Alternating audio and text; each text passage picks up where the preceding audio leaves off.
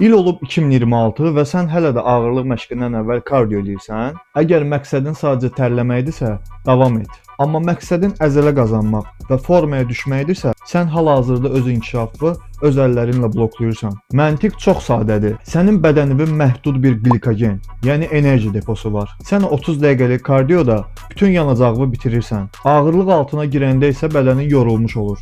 Nəticə, qaldıra biləcəyin 100 kilo olur 80 kilo. Bu isə o deməkdir ki, sən əzələvi lazımi dərəcədə stimullaşdıra bilmirsən. Zamanla gücün düşür, estetik görünüşün isə yerində sayır. Bir çox araşdırma göstərir ki, kardionu ağırlıq məşqindən əvvəl eləmək interference effekt, yəni müdaxilə effekti yaradır. Məsələn, sport medisində dərc olunan geniş bir meta-analiz göstərir ki, eyni seansda əvvəl qaçış, sonra ağırlıq məşq eləmək partlayıcı gücü və əzələ hipertrofiyasını əhəmiyyətli dərəcədə azaldır.